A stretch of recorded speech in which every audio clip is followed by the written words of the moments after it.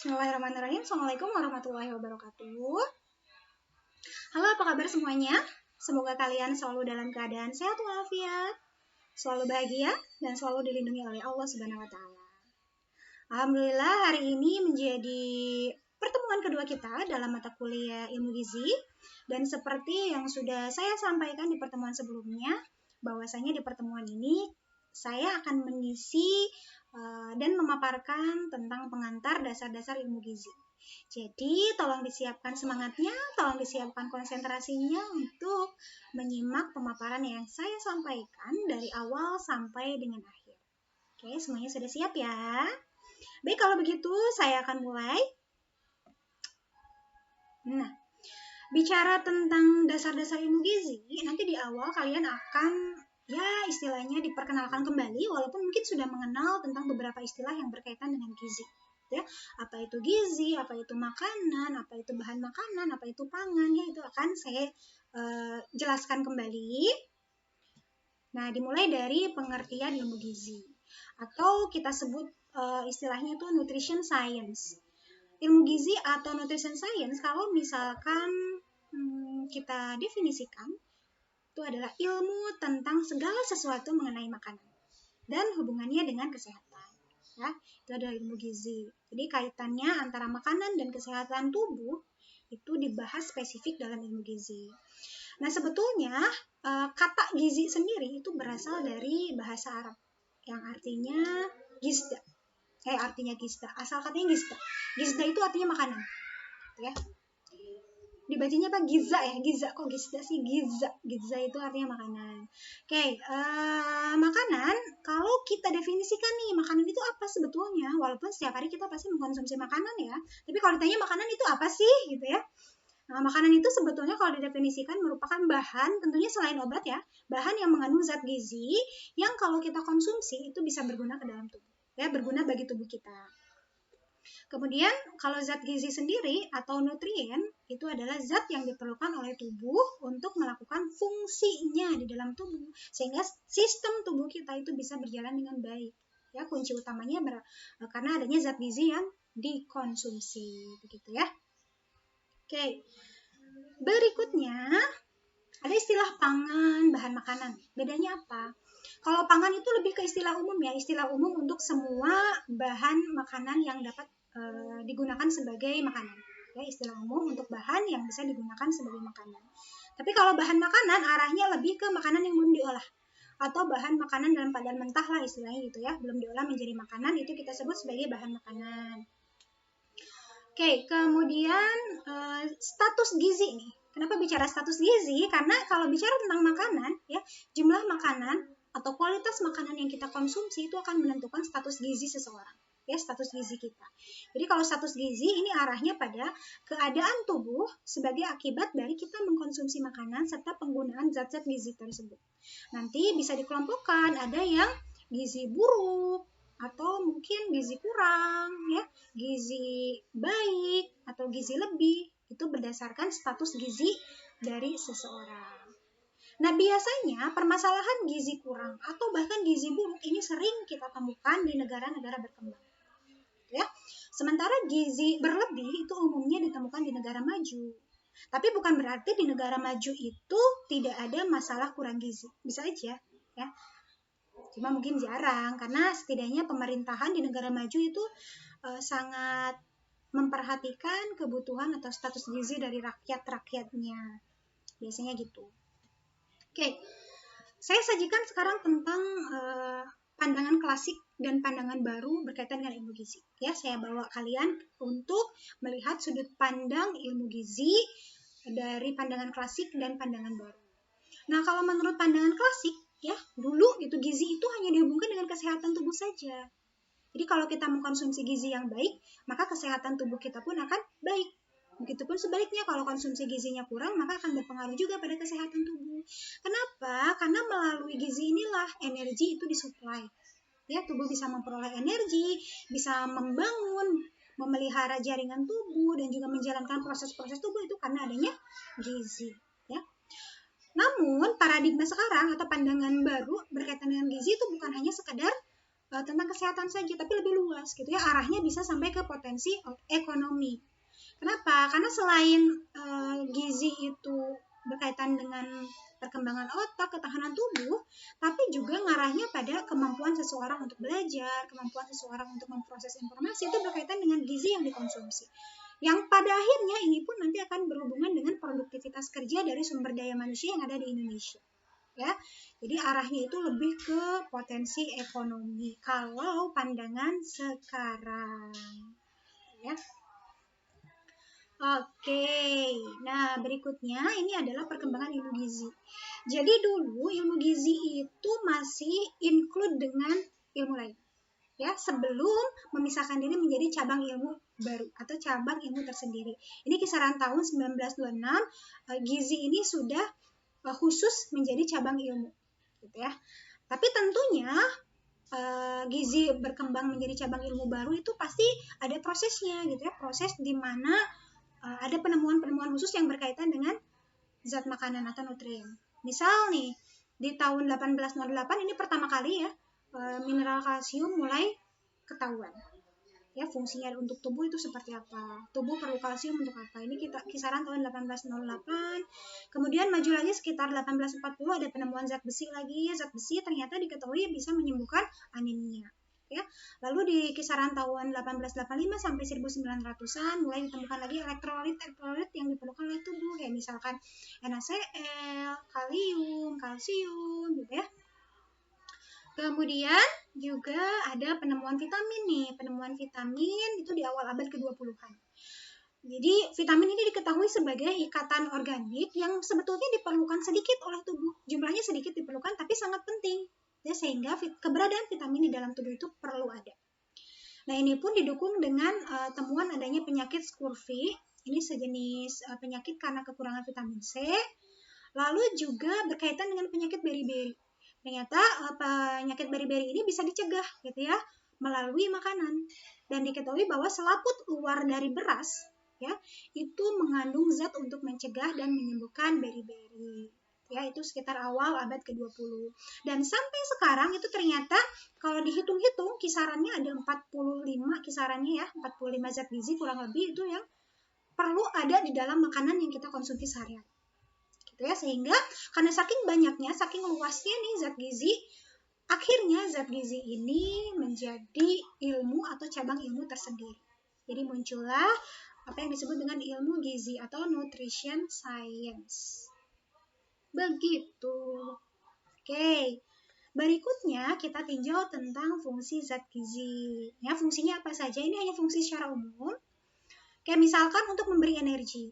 Ya, gizi yang memberikan energi atau nutrisi yang bisa memberikan energi itu ada 3 kelompok, yaitu karbohidrat, lemak, protein. Dan ini sifatnya sudah ngurut. Jadi karbohidrat sebagai sumber energi utama, kemudian lemak, lalu yang terakhir adalah protein. Sehingga kalau tubuh menggunakan protein sebagai sumber energi, ini artinya warning bagi tubuh kita bahwa kita tuh sudah miskin energi banget. Suplai energi ke dalam tubuh itu udah sangat minim sekali. Sampai-sampai protein turun tangan untuk menjadi sumber energi. Ya. Nah, kenapa ketiga kelompok ini bisa menjadi sumber energi? Karena kalau dilihat dari unsur kimianya, ini mengandung gugus karbon ya, yang bisa menjadi sumber energi atau sebagai zat pembakar. Ya. Oke, kemudian juga bisa untuk pertumbuhan dan pembangun jaringan, ini biasanya protein ya. Protein itu sebagai zat pertumbuhan dan juga pembangun jaringan. Atau juga untuk pelindung dan bantalan organ vital, ini biasanya lemak. Lemak berperan sebagai pelindung dan juga bantalan untuk organ-organ vital. Kayak misalkan otak, ginjal, dan organ lainnya, jantung gitu ya. Paru-paru itu pasti bagian terluarnya dilapisi oleh lemak. Ya, karena lemak ini bisa melindungi organ vital supaya tidak cepat rusak. Oke, juga mengatur proses tubuh. Nah, yang mengatur proses tubuh biasanya protein. Protein ini kenapa bisa mengatur proses tubuh? Karena dia adalah bahan dasar untuk pembentuk hormon, enzim. Ya, you know lah ya, hormon bagaimana fungsinya dalam tubuh. Walaupun dibutuhkan sangat kecil, tapi akan sangat mempengaruhi pengaturan di dalam tubuh kita. Ya, menjaga keseimbangan di dalam tubuh kita. Kalau misalkan kayak kalsium dikonsumsi terlalu tinggi gitu kan harus seimbang. Caranya apa? Nanti kalsium yang berlebih didepositkan ke dalam tulang untuk disimpan sebagai cadangan. Nah, itu yang berperan sebagai merubah kalsium dari darah ke dalam tulang itu adalah hormon, gitu. Atau gula yang berlebih dikonsumsi gitu ya, gulanya nanti dirubah sebagai cadangan glikogen gitu ya, itu pun hormon yang bekerja. Dan bahan dasar hormon itu salah satunya adalah protein. Oke, protein juga bisa menjaga keseimbangan air dan membentuk antibodi. Yalah, antibodi atau kekebalan tubuh itu bahan dasarnya adalah protein. Berikutnya mineral dan vitamin. Mineral dan vitamin ini biasanya berperan dalam proses oksidasi, pengaturan juga sebetulnya ya. Kemudian menjaga fungsi normal dari saraf, otot. Ya, beberapa mineral dan vitamin ini berperan dalam oksidasi, kemudian menjaga fungsi normal dari saraf dan otot. Lalu air nih, air ini sangat penting sekali. Ya, air perannya dia itu kan sebagai komponen utama terbesar di dalam sel tubuh kita. Kalau misalkan tanpa makanan mungkin manusia bisa bertahan sekitar 6-7 hari itu masih bisa bertahan gitu ya. Tapi kalau tanpa air tuh 3 hari itu udah nggak bisa. Ya, maksimal 3 hari lah nggak minum gitu. Karena sitoplasma kita itu persentase tertingginya adalah air. Nah, selain itu air juga berperan sebagai pelarut yang melarutkan bahan-bahan, misalkan untuk penyerapan terutama vitamin larut air, ya itu butuh air. Lalu untuk mendistribusikan makanan juga itu perlu air. Ya, melarutkan nutrien yang sudah diserap itu butuh air. Kemudian air juga bisa berperan untuk mengatur suhu tubuh. Misal, kayak kalian nih terlalu panas badannya, lagi demam atau udah olahraga nih, maka tubuh akan menyeimbangkan suhu tubuh kita. Dengan cara apa? Ya dengan cara panasnya diturunkan. Menurunkan panas dengan cara keringatnya keluar ya, dikeluarkanlah keringat. Keringat itu kan komponen utamanya salah satunya air. Ya, sehingga air itu bisa berperan dalam mengatur suhu tubuh. Ini hanya selayang pandang saja tentang fungsi zat gizi, karena nanti untuk penjelasan lebih lanjutnya dari mulai karbohidrat sampai dengan air gitu, itu akan dibahas oleh kelompok masing-masing yang sudah kebagian tugasnya masing-masing. Oke, berikutnya itu ada zat gizi esensial. Apa nih ada istilah esensial? Esensi gitu ya.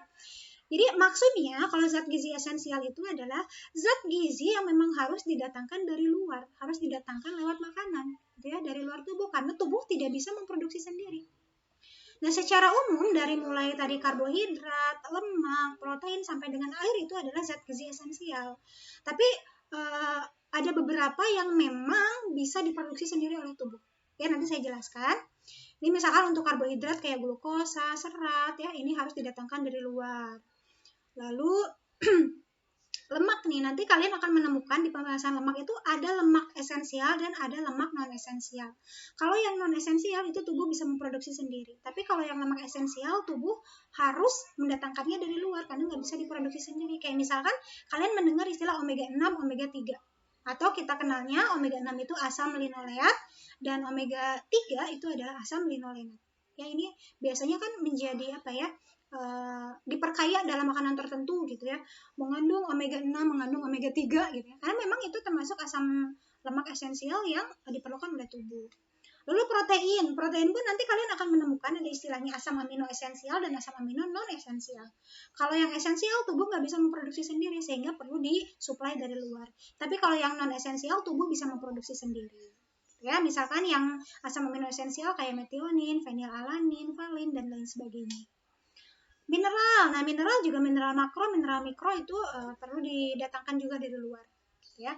Lalu vitamin A, D, E, K atau yang kita kenal sebagai vitamin yang larut lemak, ADEK gitu ya, itu juga perlu didatangkan dari luar. Vitamin B kompleks, vitamin C, ya itu merupakan komponen esensial yang penting bagi tubuh dan harus disuplai dari makanan. Nah, bicara tentang vitamin ini ada nama-nama apa ya istilahnya nama-nama khususnya gitu ya, kayak misalkan retinol untuk vitamin A, kemudian kalsiferol untuk vitamin D. Ini kenapa retinol? Biasanya karena vitamin A itu kan berkaitan dengan mata ya, jadi berkaitan dengan retina disebutnya retinol. Atau misalkan vitamin D ini erat kaitannya dengan penguatan tulang kayak kalsium, makanya disebutnya kalsiferol gitu ya. Vitamin E tokoferol, vitamin K filokinon, vitamin B kompleks dari B1 sampai dengan B12 itu ada nama-nama khususnya. Lalu vitamin C nama lainnya asam ascorbat. Nah, biasanya kalau kalian dapat resep dari dokter nih berkaitan sama vitamin misal ya, itu kadang dokter nggak nulis vitamin C misal. Ketika kita sariawan atau kurang vitamin C, nanti diresepkannya ke apoteker ditulisnya asam askorbat. Itu padahal sebetulnya vitamin C. Atau misalkan dituliskan tiamin, itu pada dasarnya sebetulnya adalah vitamin B1 atau retinol gitu ya. Itu sebenarnya vitamin A. Gitu ya. Itu sebetulnya istilah-istilah yang mungkin umum diketahui oleh orang-orang medis. Tapi kalaupun kita tahu, kan itu menambah perbendaharaan kata gitu ya. Why not kalau kita misalkan juga tahu. Oke, berikutnya adalah air ya. Jangan dilupakan, air ini sangat esensial. Karena seperti yang sudah saya jelaskan sebelumnya, bahwa air ini adalah komponen utama di dalam tubuh kita. Begitu. Nah, sekarang berkaitan dengan gangguan gizi. Kalau bicara tentang gangguan gizi, pasti akan ada kaitannya atau keterkaitannya dengan fungsi tubuh. Ya, kalau seseorang gizinya terganggu, pasti fungsi tubuhnya juga akan terganggu. Ini seperti yang sudah saya sampaikan di depan, bahwa konsumsi makanan ini akan berpengaruh terhadap status gizi seseorang. Nanti ada yang disebut dengan gizi baik.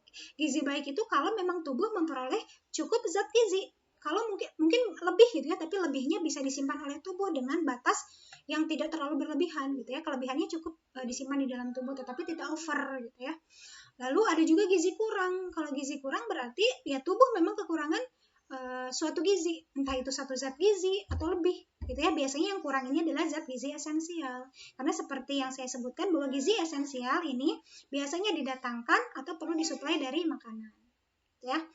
Kemudian ada juga status gizi berlebih. Nah, status gizi berlebih ini biasanya dikarenakan tubuh memperoleh suplai zat gizi yang over dari makanan berlebihan gitu ya, konsumsinya berlebihan. Sehingga disimpan di dalam tubuh pun itu overload berlebih. Gitu. Nah, biasanya gizi yang kurang atau gizi yang lebih ini yang akan mengarah pada gangguan fungsi tubuh. Jadi ya kita upayakan supaya tubuh kita gizinya baik gitu ya, tidak kurang dan tidak berlebih. Begitu. Oke, nah bicara tentang gangguan gizi, ini bisa kita kategorikan. Ada gangguan gizi primer dan gangguan gizi sekunder. Kalau gangguan gizi primer ini biasanya arahnya ya berkaitan dengan kuantitas dan kualitas makanan yang kita konsumsi. Gitu, misalkan kurang gizi karena memang jumlah makanan yang dikonsumsi itu sedikit. Ya, anggaplah misalkan karena kemiskinan yang menyebabkan keterbatasan jumlah makanan yang dikonsumsi gitu ya, atau juga bisa karena kualitasnya ya, kualitas makanannya. Bisa saja kuantitas yang dikonsumsinya banyak tapi sebetulnya kualitas gizinya itu rendah. Kayak misalkan makanan junk food gitu ya, makanan siap saji, kita mau konsumsinya banyak gitu, jumlahnya banyak yang dikonsumsi, tapi sebetulnya gizi yang terkandungnya itu kualitasnya buruk atau kualitasnya kurang misalkan gitu ya. Oke, kemudian ada gangguan gizi sekunder. Kalau gizi sekunder, gangguannya ini biasanya karena susahnya tubuh untuk bisa menyerap gizi atau berkaitan dengan faktor yang menyebabkan gizi tidak sampai pada sel-sel tubuh. Jadi mengkonsumsi udah, kualitasnya sudah bagus gitu ya, tetapi ternyata gizi tersebut misal tidak bisa diserap atau penyerapannya sedikit. Ya.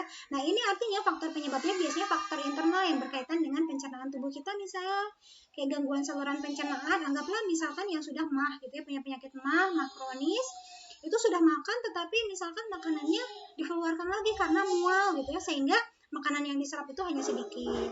Atau misalkan ada gangguan luka-luka di saluran pencernaan gitu, itu pun bisa menghambat sampainya zat gizi ke dalam sel-sel tubuh. Ya. Bisa juga karena hormonal atau pengaruh enzim. Ya. Oke. Berikutnya, nah ini akibat dari kurang gizi dan gizi lebih ini kira-kira seperti apa? Kalau kurang gizi, ini arahnya bisa berkaitan dengan pertumbuhan. Jadi ada gangguan pertumbuhan, kemudian tentunya produktivitas kerja juga bisa terhambat. Ya kalian lah ya, belajar itu bisa terhambat kalau misalkan suplai gizi atau suplai makanan itu kurang, ya kan, konsentrasi turun gitu ya. Begitupun pertahanan tubuh kita juga bisa ikut turun kalau suplai makanan atau suplai gizi yang masuk ke dalam tubuh berkurang. Apalagi di masa pandemi kayak gini, ini suplai makanan itu perlu sekali di kontrol gitu ya, karena pertahanan tubuh kita harus selalu optimal gitu ya, harus selalu dipertahankan tetap sehat. Dan juga nanti bisa mengganggu struktur dan fungsi otak, bahkan juga menyebabkan gangguan perilaku. Ya, kayak misalkan ya kalian bisa bandingkan anak yang cacingan gitu ya dengan anak yang tidak cacingan. Itu kan perilakunya kadang bisa kelihatan dia lincah atau tidaknya, itu bisa terlihat. Ini mohon maaf ya, di luar agak berisik. Oke, kemudian kalau kelebihan zat gizi ini arahnya bisa ke obesitas. Biasanya ke obesitas. Nah, kenapa? Karena biasanya kelebihan energi yang kita konsumsi itu akan disimpan di dalam tubuh itu dalam bentuk lemak. Ya. Nah, biasanya obesitas atau lemak yang terlalu banyak di dalam tubuh ini bisa menjadi faktor resiko terjadinya berbagai penyakit degeneratif. Kayak misalkan jantung koroner, stroke, gitu ya, tekanan darah tinggi, ini arahnya bisa karena lemak juga. Kenapa? Karena lemak itu bisa menyebabkan penyumbatan pada pembuluh darah gitu ya, sehingga pembuluh darahnya menyempit dan akibatnya itu kalau menyempit cepat rusak pembuluh darahnya, bahkan bisa pecah gitu ya. Kalau misalkan pecah pembuluh darahnya ke bagian otak, itu bisa menyebabkan stroke salah satunya gitu ya. Oke. Nah, sekarang bicara tentang sumber energi bagi tubuh. Ini sebetulnya di awal tadi sudah disebutkan bahwa sumber energi utama bagi tubuh itu ada 3 kan? Ada karbohidrat, ada lemak, dan protein. Ini saya bahas sedikit saja tentang karbohidrat. Karbohidrat ini sebagai sumber utama ya. Jadi selalu karbohidrat yang digunakan sebagai sumber utama. Kenapa? Karena hanya dari karbohidrat lah, hanya dari glukosa lah, otak dan saraf kita itu bisa bekerja. Jadi sumber energi utama bagi otak dan susunan saraf itu hanya bisa dari karbohidrat, nggak bisa digantikan dari sumber energi yang lain. Jadi kalau misalkan kalian diet karbo, itu bukan berarti menghentikan konsumsi karbohidrat gitu ya, hanya mengurangi jumlah atau mengganti bentuk. Kayak misalkan diet nasi tidak dimakan, tapi bukan berarti tidak memakan karbohidrat sama sekali. Itu bisa diganti dari kentang misalkan, atau dari singkong, atau dari ubi gitu ya. Yang penting karbohidrat harus tetap masuk ke dalam tubuh. Gitu ya. Atau misalkan diet tepung ya, kita menghentikan olahan makanan yang mengandung tepung, tapi karbohidrat lain itu tetap harus ada masuk gitu ya. Lalu keberadaan karbohidrat ini bisa mengatur metabolisme lemak dan menghemat protein. Iyalah, karena lemak dan protein ini hanya sebagai cadangan saja. Gitu ya. Oke, lalu kelebihan karbohidrat juga bisa disimpan sebagai cadangan energi dalam bentuk glikogen. Biasanya glikogen ini disimpan di dalam hati atau di dalam otot. Nah, lalu ada beberapa karbohidrat, terutama dari kelompok serat atau fiber. Ini perannya untuk mengatur gerak peristaltik di usus dan juga memperlancar pengeluaran sisa makanan. Jadi supaya sisa makanan kita itu lancar keluarnya, maka perlu asupan fiber atau serat. Kayak misalkan kangkung nih ya, kangkung ini kan sebetulnya komponen utamanya adalah serat. Kalau kita mengunyahnya itu tidak lembut, biasanya kita akan menemukan potongan-potongan kangkung pada bagian feses ya. Karena memang serat itu tidak bisa dicerna oleh tubuh. Ya, tidak bisa dicerna secara kimiawi oleh tubuh kita, hanya secara mekanik saja. Begitu. Kenapa demikian? Ya, karena kita nggak punya enzimnya. Kita nggak punya enzim untuk mencerna serat. Oke, nah sebagai sumber energi, karbohidrat itu kalau misalkan kita rubah ke dalam kilokalori, ya, satuan energi itu kan salah satunya kilokalori ya. Jadi dari 1 gram karbohidrat itu menghasilkan 4 kilokalori. Dan ternyata untuk mengontrol apakah kadar glukosa darah kita normal atau tidak, itu bisa dilihat dari jumlah glukosa yang ada dalam setiap 100 ml darah. Ya. Jumlah normalnya itu kisaran dari 70 sampai 100 mg glukosa ada di dalam darah. Berarti kalau masih dalam kisaran itu artinya kadar glukosa darah kita itu normal. Nah, sementara untuk kebutuhan karbohidrat sendiri, dari total makanan yang kita konsumsi itu berapa persen sih dari kebutuhan energi kita? Ternyata itu kisarannya 60 sampai 70%. Ya, 60 sampai 70% itu diperlukan. Misalkan seseorang ini punya kebutuhan kalorinya sekitar 2000 kilokalori. Ya. Maka berapa sih kebutuhan karbohidratnya? Tinggal kalian hitung saja. 60% dari 2000 kilokalori. Dapatlah misalkan berapa? Ya, kisarannya sekitar 1200 kilokalori. Karena kita mengkonsumsinya dalam bentuk gram, maka kita rubah ke dalam bentuk gram. Ini dibagi 4. Kenapa dibagi 4? Karena 1 gram karbohidrat ini setara dengan 4 kilokalori. Ya, jadi kisarannya sekitar 300 gram diperlukan oleh seseorang yang kebutuhan kalorinya 2000 kilokalori. Nah, BTW gimana sih Bu cara menentukan kebutuhan kalori kita nih? berapa jumlahnya, apakah 2000, apakah kurang atau lebih, ini nanti akan dibahas di pertemuan tentang penghitungan BMR, ya, basal metabolic rate. Jadi nanti kita bisa menentukan kebutuhan kalori personal masing-masing sesuai dengan aktivitas kita, sesuai dengan berat tubuh kita gitu ya. Itu bahasannya sebelum UTS, insya Allah nanti akan saya sampaikan. Oke, kita lanjut ke lemak. Nah, lemak ini adalah energi kedua setelah karbohidrat. Jadi kalau misalkan suplai karbohidratnya berkurang, misalkan pada orang yang diet karbo, itu tujuannya sebetulnya supaya jumlah lemak yang tersimpan di dalam cadangan di dalam tubuh kita di bawah kulit, biasanya entah itu di tangan, di paha, di bagian bokong, itu supaya di metabolisme, gitu ya, supaya digunakan sebagai sumber energi, makanya diet karbo. Tapi sekali lagi diet karbo itu bukan sama sekali tidak mengkonsumsi karbohidrat ya. Nah, kalau ditinjau dari jumlah energinya, jadi 1 gram lemak itu setara dengan 9 kilokalori energi. Mungkin kalau kalian menemukan di buku-buku itu ada sekitar 9,3 menyebutkan seperti itu ya. Tapi saya ambil dibulatkan saja kisaran 9 kilokalori energi. Ya, nanti kelebihannya bisa disimpan di jaringan adiposa yang letaknya ada di bawah kulit. Nah, kalau misalkan lemak ini berlebih, tentunya ini bisa memacu terjadinya obesitas yang seperti saya sebutkan sebelumnya, ini bisa mengganggu kesehatan tubuh. Oke, BTW nih ya, bicara tentang lemak sebagai istilahnya cadangan makanan yang disimpan di dalam tubuh, cadangan energi dalam tubuh, itu sebetulnya bentuk pengaturan yang sangat luar biasa yang sudah ditentukan oleh Allah gitu ya. Kenapa sih cadangan energi kita tidak disimpan di dalam bentuk karbo atau tidak disimpan dalam bentuk protein gitu ya? Kenapa harus dalam bentuk lemak? Kira-kira ada yang bisa menganalisis nggak? Ini sebetulnya kuncinya di sini ya, bisa ketahuan. Tadi kan 1 gram karbo itu hanya 4 kilokalori. Tapi kalau 1 gram lemak itu setara dengan 9 kilokalori. Bisa 2 kali lipatnya atau lebih malah ya, 2 kali lipat lebih. Sekarang kalian bayangkan kalau cadangan cadangan energi di dalam tubuh kita itu disimpannya dalam bentuk karbo. Ya, maka tubuh kita itu beratnya bisa jadi 2 kali lipat loh. Misal nih, ada orang yang punya tubuhnya 40 kilo. Ya, dengan lemak sebagai cadangan cadangan energinya ya, cadangan makanannya tubuhnya 40 kilo. Tapi kalau misalkan cadangan energinya disimpan dalam bentuk karbo itu bisa jadi 2 kali lipatnya. Ya, bisa jadi 80 kilo. Jadi sebetulnya keberadaan lemak itu menguntungkan kita karena bisa meringankan berat tubuh. Berat tubuh kita itu setara misalkan yang tadi 40 kilo ya 40 kilo, tidak jadi 80 kilo. Gitu ya. Oke, kita lanjut nih. Kebutuhan lemak sekarang. Kalau tadi karbo itu kisarannya 60-70%, maka lemak lebih sedikit lagi ya, 15-25% dari total energi. Jadi kalau seseorang itu kebutuhan energinya 2000 kilokalori, maka kebutuhan lemaknya itu artinya 20% dari 2000. Nanti tinggal dibagi 9 karena akan dirubah ke dalam gram.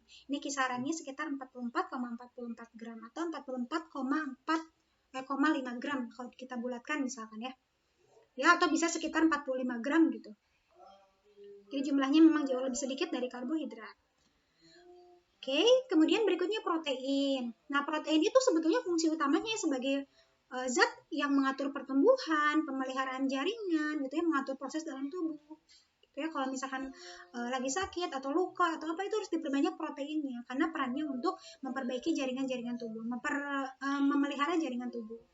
Nah, sementara kalau sebagai sumber energi, jadi sekali lagi protein ini adalah cadangan energi ketiga. Kalau protein sudah digunakan sebagai energi, artinya status energi kita sangat minim suplainya. Nah, kalau dirubah menjadi energi, 1 gram protein itu setara dengan 4 kilokalori. Sama dengan karbohidrat. Ya. Nah, kebutuhan protein ini lebih sedikit nih. Jadi kisarannya 10-15% dari total energi kita.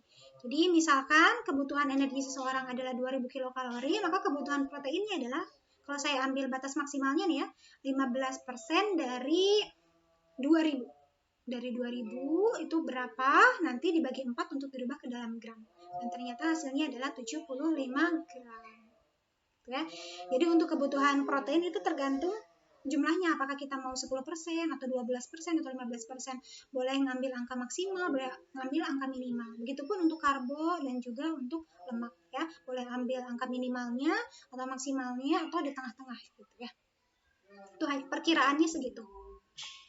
Nah, ini berikutnya adalah bagaimana proses pencernaan dari zat gizi yang tadi disebutkan, gitu ya, dari mulai karbo, lemak, protein, vitamin, mineral, air di dalam tubuh tuh seperti apa? Karena perjalanannya panjang gitu ya, dari mulai istilahnya kalau petani itu dari nanamnya gitu ya, dari nanamnya sampai jadi bahan makanannya harus diolah, harus dikonsumsi, setelah dikonsumsi diproses di dalam tubuh, lalu diserap dan bisa diedarkan ke seluruh tubuh. Itu perjalanannya panjang sekali.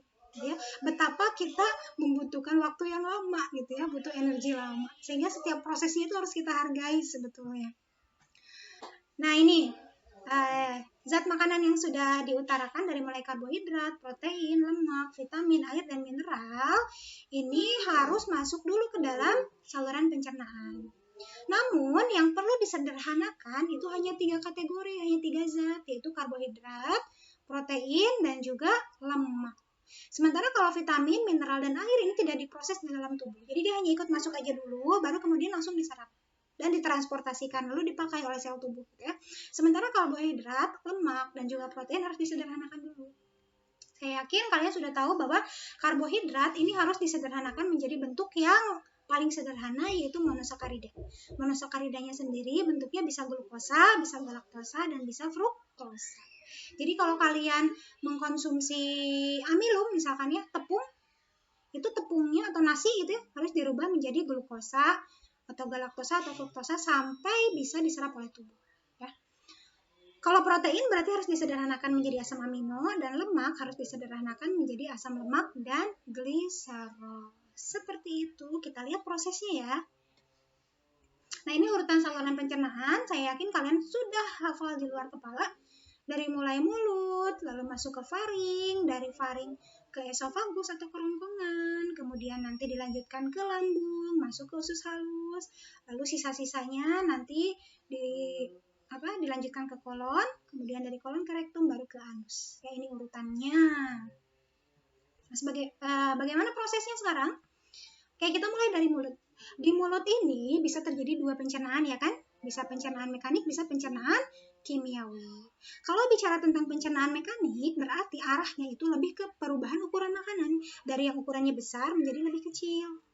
Ya, misalkan kalian makan pizza nih atau makan sesuatu apapun gitu ya, yang ukurannya besar dibantu oleh gigi. Ya, gigi ini yang membantu pencernaan mekanik gitu ya, dipotong-potong menjadi lebih kecil. Lalu kalian ketika proses mengunyah itu bisa mengatur posisinya di mana, itu karena bantuan lidah juga ya kan, sehingga terbentuklah bolus. Bolus ini adalah produk pencernaan mekanik dari mulut. Gitu, ya. Kemudian, nah ini gambarnya misalkan kita makan pizza lalu dipotong-potong. Nah inilah bolus itu yang lebih kecil, nanti akan dilanjutkan atau diteruskan ke saluran pencernaan berikutnya. Oke, kemudian untuk pencernaan kimiawi. Nah, kalau pencernaan kimiawi arahnya lebih ke perubahan dari susunan molekul makanannya. Dari yang asalnya kompleks menjadi lebih sederhana. Ya, dari kompleks menjadi sederhana. Dan prosesnya ini butuh enzim. Kenapa di mulut bisa terjadi pencernaan kimiawi? Karena di dalam mulut ada enzim yang kita kenal sebagai enzim retialin atau enzim amilase. Tapi enzim ini kan kerjanya spesifik ya, hanya pada zat makanan tertentu saja.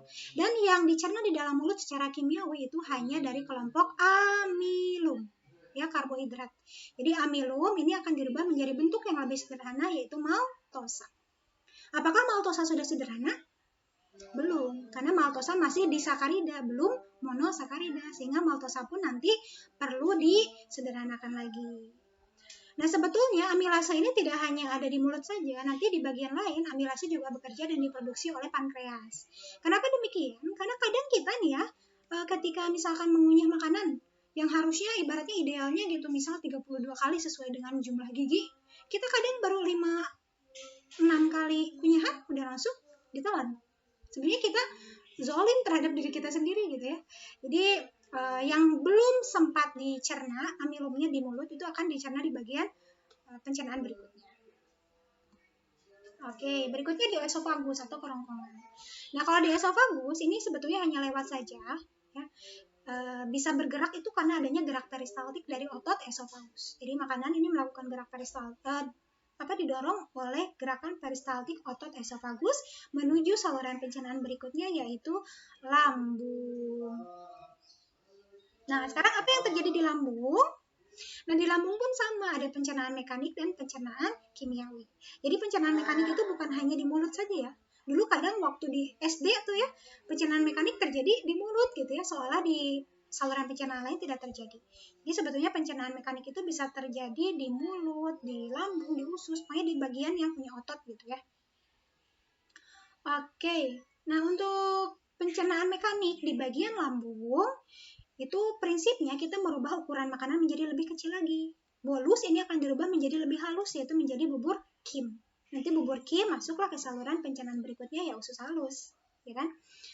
Nah, untuk pencernaan kimiawinya, di lambung itu tersedia sejenis enzim, ya terutama adalah pepsin. Jadi pepsin yang diproduksi di bagian lambung itu perannya untuk menyederhanakan protein menjadi bentuk yang lebih sederhana, yaitu pepton atau peptida. Ya. Selain pepsin ada enzim lain lagi nggak? Ada, yaitu biasanya renin ya. Renin terutama kalau pada anak bayi yang makanan utamanya adalah susu. Renin itu tinggi sekali karena renin itu perannya untuk menggumpalkan protein susu sehingga mudah dicerna, gitu ya. Oke, kita lanjut pada pencernaan di bagian intestin atau usus halus. Nah, kalau pada bagian usus halus kita nyebutnya usus kecil juga. Ini ada tiga zonasi lah, ibaratnya ada 3 bagian yang kita kenal sebagai duodenum, jejunum, dan ileum. Atau nama lainnya usus 12 jari, usus kosong, dan usus penyerapan. Nah, di bagian duodenum dan jejunum, ini tubuh kita tuh terakhir untuk mencerna makanan. Jadi make sure di bagian jejunum semua jenis makanan sudah berubah menjadi bentuk yang lebih sederhana. Dia harus seperti itu. Kenapa? Karena kalau di bagian ileum ini khusus untuk penyerapan sari makanan. Ya. Jadi terakhir jejunum ini adalah tempat untuk mencerna makanan. Artinya kalau karbohidrat sudah harus jadi monosakarida, protein harus sudah jadi asam amino, dan lemak harus jadi asam lemak dan gliserol. Gitu ya. Kita lihat pencernaannya sebelum ke sana. Ini tadi adalah lambung, kemudian nanti masuk ke duodenum, dari duodenum dilanjutkan ke jejunum. Nah, di jejunum ini sudah harus selesai, baru kemudian di ileum terjadi penyerapan nutrien. Ya, sementara sebagian air diserap di ileum, tapi sebagian besarnya ini nanti air akan diserapnya di bagian kolon atau di bagian usus besar. Ya. Oke. Nah, untuk pencernaan mekanik dan kimiawi pada usus kecil, kalau pencernaan mekanik jelas ini akan melibatkan otot-otot yang ada pada usus. Gitu ya. Gerakan mengaduk, mengocok dari si otot tadi itu akan semakin memperhalus makanan. Nah, sementara pencernaan kimiawi yang terjadi di bagian usus kecil itu akan melibatkan berbagai enzim. Yang pertama itu enzim yang diproduksi oleh usus kecil itu sendiri, oleh duodenum dan jejunum itu sendiri, dan juga enzim yang diproduksi oleh pankreas. Ya, enzim yang diproduksi pankreas akan bekerja pada bagian usus kecil. Serta juga melibatkan kerja dari garam empedu. Ya, garam empedu yang diproduksi oleh hati ini nanti berperan untuk mencerna lemak, terutama arahnya itu mengemulsikan lemak. Jadi empedu ini sebagai emulgator lemak. Sebelum enzim yang mencerna lemak bekerja, atau yang kita sebut sebagai lipase, sebelum lipase bekerja, lemak itu harus diemulsikan terlebih dahulu oleh empedu. Sehingga kalau orang yang mengalami gangguan sekresi empedu atau mungkin batu empedu ya, sehingga empedunya harus diambil, itu besar kemungkinan pencernaan lemaknya akan terganggu. Nah, ini dia daftar enzimnya, kemudian proses pencernaan yang terjadi di dalam usus. Ya, kita telusuri satu persatu dari mulai protein dulu. Tadi ingat, protein pertama kali bisa dicerna di bagian lambung, karena lambung punya enzim pepsin, sehingga terbentuklah bentuk yang lebih sederhana, yaitu pepton atau peptida. Ya. Selain itu, di usus juga, di usus bekerja enzim tripsin dan kemotripsin, yang mana kedua enzim ini dihasilkan oleh pankreas. Jadi tripsin dan kemotripsin ini bisa merubah protein menjadi peptida juga. Nah, baru kemudian peptida ya atau pepton ini bisa dirubah atau disederhanakan oleh peptidase yang dihasilkan sendiri oleh usus halus. Enzim ini dihasilkan oleh usus halus, dirubahlah menjadi asam amino. Karena asam amino udah sederhana, berarti protein selesai dicerna. Siap untuk diserap. Oke, protein selesai ya. Sekarang kita lanjut ke lemak. Kalau lemak di saluran pencernaan atasnya itu kan belum ada pencernaan ya, sehingga pencernaannya itu hanya terjadi di usus kecil. Nah, yang membantu itu pertama tadi ingat adalah empedu yang akan mengemulsikan dulu. Jadi diemulsikan terlebih dahulu oleh empedu sehingga terbentuk emulsi lemak. Baru emulsi lemak ini akan dirubah oleh lipase atau steapsin. Lipase ini diproduksi oleh pankreas, dirubah menjadi asam lemak dan gliserol. Karena asam lemak dan gliserol sudah sederhana, berarti lemak selesai dicerna. Gitu kan? Oke, berarti lemak selesai ya. Sekarang tinggal yang terakhir yaitu karbohidrat. Oke, karbohidrat tadi sudah dicerna di bagian mulut ya, yaitu amilum dirubah menjadi maltosa oleh amilase. Nah, amilase juga diproduksi oleh pankreas. Ya, jadi pankreas mengeluarkan atau menyekresikan amilase ke dalam usus untuk merubah amilum menjadi maltosa. Karena maltosa ini adalah disakarida sehingga belum sederhana, sehingga harus dirubah lagi maltosa ini oleh bantuan maltase. Ya, oleh maltase dirubahlah maltosa menjadi monosakarida yaitu glukosa. Jadi disakaridanya dirubah menjadi 2 glukosa. Nah, bagaimana kalau kita misalkan mengkonsumsi karbohidrat lain? Anggaplah susu. Susu itu kan selain ada protein, ada gulanya juga ya. Misal gula yang ada di susu itu biasanya disebutnya laktosa. Nah, laktosa yang kita konsumsi ini harus dirubah juga dengan bantuan laktase, dirubah menjadi monosakarida yaitu glukosa dan galaktosa. Begitupun kalau misalkan kita mengkonsumsi teh manis nih ya, biasanya teh manis itu kan pakai gula tebu atau gula pasir, itu merupakan sukrosa kan ya. Sukrosa yang ada di dalam teh manis juga perlu dirubah dulu menjadi bentuk yang lebih sederhana dengan bantuan enzim sukrase. Ya, dirubahlah sukrosa ini menjadi glukosa dan fruktosa. Kalau semuanya sudah selesai menjadi monosakarida, berarti karbohidrat selesai, siap untuk diabsorpsi. Begitu, ya. Nah, diabsorpsinya di bagian manakah? Monosakarida, asam lemak dan gliserol, serta asam amino. Tadi sudah disebutkan bahwa diabsorpsinya di bagian ileum. Ya, jadi di ileum, nutrien-nutrien yang sudah dicerna, ya, asam lemak plus gliserol, kemudian asam amino, lalu monosakarida, plus nutrien lain, yaitu apa? Vitamin, mineral, dan sedikit air ya. Air ini terutama digunakan untuk melarutkan vitamin larut air. Itu akan diabsorpsi pada bagian ileum. Nah, biasanya di ileum itu dilengkapi dengan jonjot-jonjot usus atau yang kita sebut villi. Villi berjonjot-jonjot lagi, membentuk mikrofili. Ya, tujuannya kenapa harus ada villi, harus ada mikrofili itu untuk memperluas daerah penyerapan sehingga proses penyerapan itu berlangsung lebih cepat. Ya. Setelah diserap, kemudian akan ditransportasikan langsungkah ke seluruh tubuh? Tidak. Jadi, setelah diserap, pertama kali itu akan dibawa dulu ke organ hati. Ya, lewat salurannya disebut vena porta hepatica.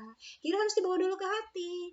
Karena hati ini berperan sebagai organ yang fungsinya itu untuk menetralkan racun. Jadi menetralkan zat-zat yang berbahaya. Ibaratnya hati itu harus memake sure diri gitu ya bahwa makanan atau nutrien yang akan disebarluaskan ke seluruh sel tubuh itu harus aman. Gitu ya. Kalau daya toksik dari makanan yang dikonsumsinya melampaui kemampuan hati untuk menetralkan, ya akibatnya apa? Akibatnya sel-sel tubuh kita bisa mengalami keracunan. Itulah yang disebut dengan keracunan ya. Ketika hati tidak mampu menetralkan zat racun yang ada di dalam makanan yang kita konsumsi. Begitu.